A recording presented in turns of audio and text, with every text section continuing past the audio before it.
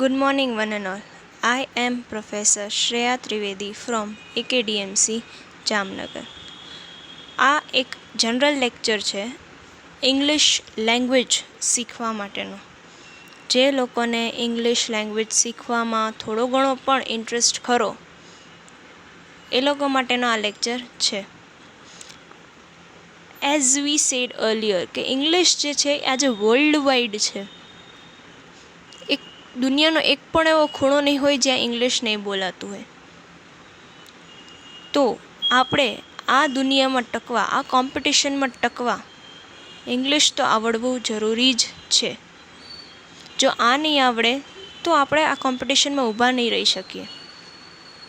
તો આપણે ગમે તે રીતે આ લેંગ્વેજ શીખવાનો પ્રયત્ન કરવો જોઈએ. ચાહે નાનું બાળક હોય, યંગ માણસ હોય કે ઓલ્ડ એજના ગ્રુપ હોય, બધાને આજે આ લેંગ્વેજની જરૂર છે. અને કોઈ પણ એજ ગ્રુપમાં તમે આ લેંગ્વેજ શીખી શકો છો. આપણે ગયા જનરલ લેક્ચર્સમાં થોડો ઘણો ગ્રામરની વિશે વાત કરી, જેમાં પાર્ટ્સ ઓફ સ્પીચ રહેલું હતું. પાર્ટ્સ ઓફ સ્પીચ એટલે શું? એ સેન્ટેન્સ જે છે એ ગ્રુપ ઓફ વર્ડ્સ છે. આ ગ્રુપ ઓફ વર્ડ્સ એટલે શું કે ઘણા બધા શબ્દો ભેગા થઈને કે જે એક કમ્પ્લીટ સેન્સ એટલે કે જે આપણને સમજણ શક્તિ પૂરી પાડે છે એવું એક ગ્રુપ ઓફ વર્ડ્સ છે, એને આપણે સેન્ટેન્સ કહીએ છીએ. તો આ ગ્રુપ ઓફ વર્ડ્સને સેન્ટેન્સ કહીએ તો દરેક શબ્દ જે છે એનું અલગ અલગ કાર્ય રહેલું છે. આ કાર્યના આધારે એ શબ્દોને આપણે વિભાજિત કરીને રાખ્યા છે, જે બે ગ્રુપમાં વિભાજિત થયા છે, બે ક્લાસમાં વિભાજિત થયા છે.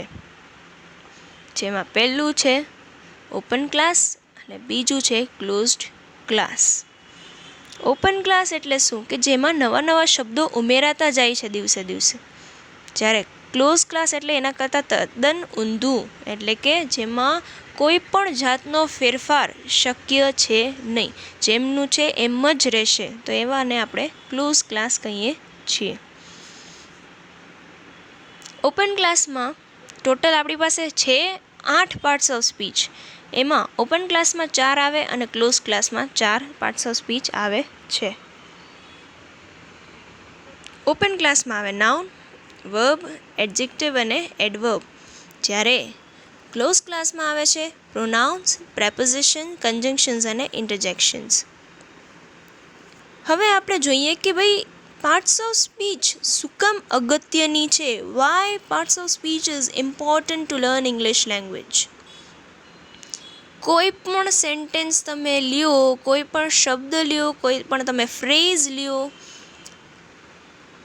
પાર્ટ્સ ઓફ સ્પીચ તો રહેલું જ છે. આ ગ્રામર ટોપિક એવો છે કે જે તમે કોઈ પણ રીતે ઇગ્નોર કરી શકો નહીં. સપોઝ હું ખાલી એક વર્ડ આઈ એ પણ કહું ને તો પણ એમાં પાર્ટ્સ ઓફ સ્પીચ રહેલું છે. આઈને આપણે પ્રોનાઉન કહીએ છીએ. સી આપણે એમ કહીએ SEE, તો એ પણ એક પાર્ટ્સ ઓફ સ્પીચ છે. દરેક શબ્દ જો અગત્યનો હોય તો દરેક શબ્દ જે છે એને ક્લાસિફિકેશનમાં ડિવાઈડ કરેલું હોય, જેને આપણે ઓપન ક્લાસ અને ક્લોઝ ક્લાસ કહીએ છીએ. તો સમજી શકો તમે કે આ પાર્ટ્સ ઓફ સ્પીચની કેટલી ઇમ્પોર્ટન્સ રહેલી છે આપણા ગ્રામરમાં અને એના કરતાં પણ વધારે આપણા લેંગ્વેજમાં. પાર્ટ્સ ઓફ સ્પીચ છે એટલે જ આટલી લેંગ્વેજ આગળ વધી શકે છે. કોઈ પણ સાહિત્ય લઈ લ્યો, કોઈ પણ ગ્રંથ લઈ લ્યો, કાંઈ પણ લઈ લ્યો તમે, એમાં પાર્ટ્સ ઓફ સ્પીચનું ખૂબ જ મહત્ત્વ રહેલું છે. કારણ કે ગ્રામરનું મહત્ત્વ છે અને ગ્રામરનું જે મહત્ત્વ હોય ત્યાં પાર્ટ્સ ઓફ સ્પીચનું મહત્ત્વ હોય જ છે. તો પાર્ટ્સ ઓફ સ્પીચ તમને બહુ સારી રીતે સમજવી બહુ જરૂરી છે. ફરી એકવાર આપણે થોડું ઘણું પાર્ટ્સ ઓફ સ્પીચનું રિપીટેશન કરીએ, જેથી કરીને આ કોઈ ડાઉટ મગજમાં રહેલો હોય તો એ પણ ક્લિયર થઈ જાય. પાર્ટ્સ ઓફ સ્પીચમાં પહેલું જ આપણે નાઉન ભણ્યા. નાઉન એટલે શું? નામ. કોઈ પણ વ્યક્તિ, વસ્તુ, જગ્યા ના નામને આપણે નાઉન કહીએ છીએ, જેના ઘણા બધા પ્રકારો આપણે જોયા. પ્રોપર નાઉન છે, કોમન નાઉન છે, કલેક્ટિવ નાઉન છે, એબ્સ્ટ્રેક્ટ નાઉન છે અને મટીરિયલ નાઉન છે. એના પછી વર્બ જોયું, ક્રિયાપદ. જે શબ્દ દ્વારા વાક્યમાં ક્રિયા દર્શાવવામાં આવેલી છે એને આપણે વર્બ કહીએ છીએ ઓર ક્રિયાપદ કહીએ છીએ. ઇંગ્લિશમાં ડેફિનેશન બોલું તો a word that shows the action in a sentence is called verb. વર્બના દ્વારા ક્રિયા દર્શાવવામાં આવે છે. વર્બના પણ મુખ્ય બે પ્રકારો છે, મેઇન વર્બ અને ઓક્ઝિલરી વર્બ. મેઇન વર્બ એટલે કે મૂળ ક્રિયાપદ. સપોઝ આપણે એમ કહી આઈ એમ વોચિંગ મૂવી, તો વોચિંગ જે છે એ મેઇન વર્બ છે. ઓક્ઝિલરી વર્બ એટલે શું? સહાયકારક ક્રિયાપદ, કે જે ક્રિયાપદને સહાયરૂપ થાય એવા શબ્દો જે હોય એને ઓક્ઝિલરી વર્બ્સ કહે છે. સપોઝ આને આ સેન્ટેન્સ આપણે લઈ, આઈ એમ વોચિંગ અ મૂવી, તો વોચિંગ તો મેઇન વર્બ છે, એમ એને હેલ્પ કરે છે, વોચિંગને એમ હેલ્પ કરે છે, એટલે એમ જે છે એ ઓક્ઝિલરી વર્બ છે.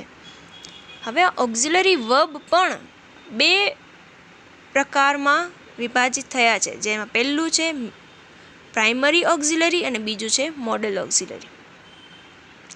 ત્રીજી પાર્ટ્સ ઓફ સ્પીચ આપણે એડજેક્ટિવ ભણ્યા, કે જે વિશેષણ કહેવામાં આવે છે ગુજરાતીમાં.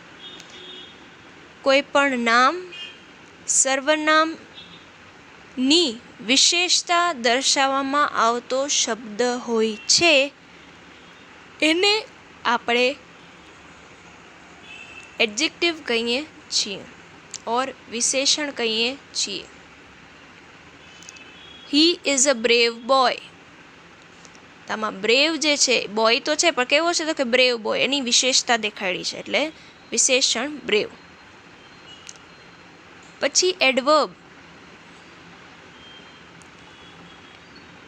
એડવર્બ એટલે કે જે વર્બમાં પણ કંઈક ઉમેરીને દર્શાવે છે, જેનાથી સેન્ટેન્સ છે એકદમ મિનિંગફુલ થઈ જાય છે.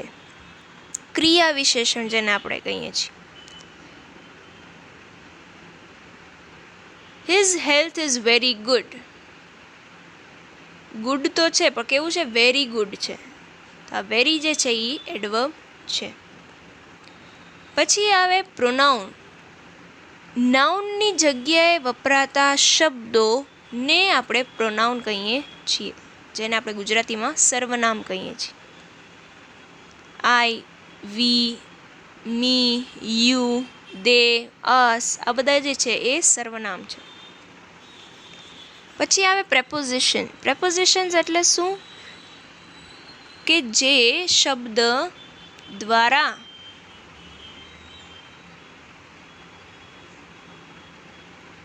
મૂળ જગ્યાની ખબર પડે. સપોઝ એક્ઝામ્પલ આપણે લઈ,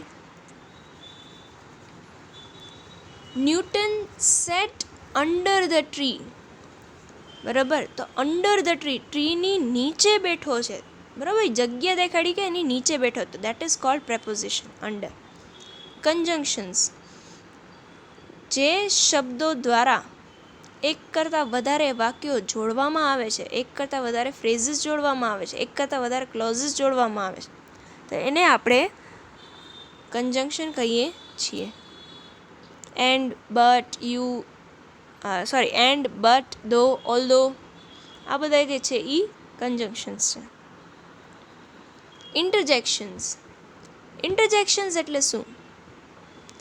ઉદ્ગાર શબ્દો. ઓ વોટ અ પ્રિટી ડ્રેસ. ઓ જે છે એ ઉદ્ગાર શબ્દો છે, એટલે ઇન્ટરજેક્શન્સ કહે છે એને. આ હતા આપણા પાર્ટ્સ ઓફ સ્પીચ. તમે જોઈ શકો છો સમજી શકો છો કે આ કેટલા મહત્ત્વના છે. પાર્ટ્સ ઓફ સ્પીચ વગર કોઈ પણ લેંગ્વેજ શક્ય છે નહીં. આઈ હોપ તમને થોડું ઘણું સમજાણું. આપણે આવતા લેક્ચરમાં કંઈક નવું શીખીશું. Till then have a good day and be safe. Thank you.